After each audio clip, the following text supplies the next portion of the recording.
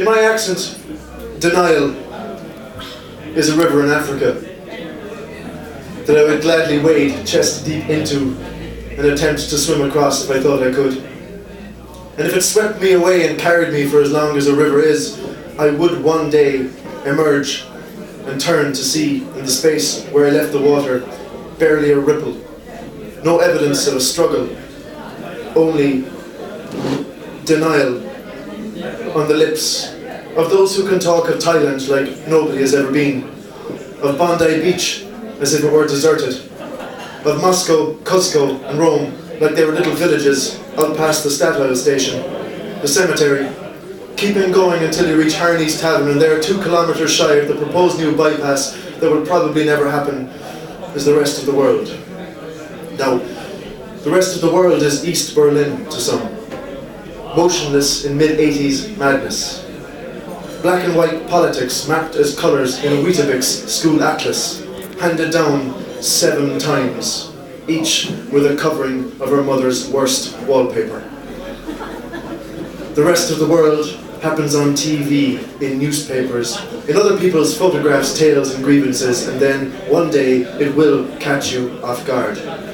February 2006, and I sit reading Chekhov in a Korean restaurant in Melbourne, remembering Russia and the time that I stepped off a train in Krasnoyarsk, the furthest I have ever been from the sea, and then thinking about time and distance and Cork, and realising that what I have just written wouldn't matter a shit on my return, when I see again the smile on my sister's face and my nephew fetches his dinosaurs to play.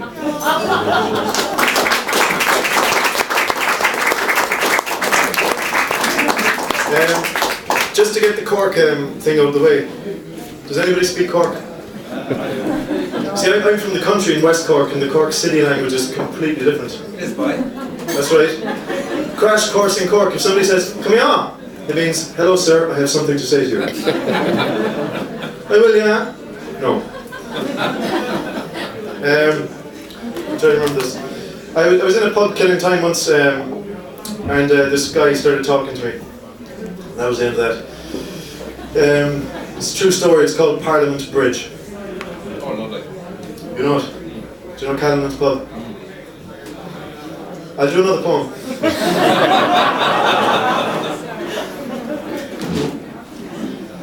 Yeah, at least you're Irish, he said, eyes beamish black.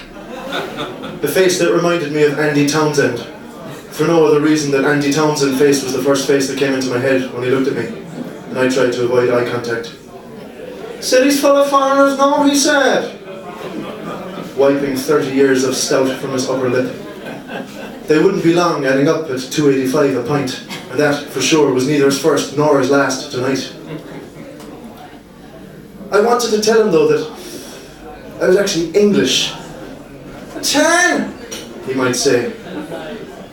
That I was born in the Midlands and my flesh and blood was as alien to Cork as Warsaw to Brooklyn. But then, strangely, he was more concerned with me throwing myself off of Parliament Bridge. "Have you enough money?" I had. Then he talked of wealth and the sacristy of land, and suddenly I was unsure as to whether his face now reminded me of Andy Townsend or Genghis Khan. "You're too depressed," he said, "you're too depressed." And I was wearing sandals. But she wasn't a weather mighty altogether, as the full moon keeled over on the sky, laughing off any advance dawn might be planning. Still, plenty of time for me to throw myself off of Parliament Bridge, only to end up in a John Spillane song a few years from now, or a Billy Ramsell poem, where the hero is not me, but he who hauled my bloated corpse from the water at Union Quay.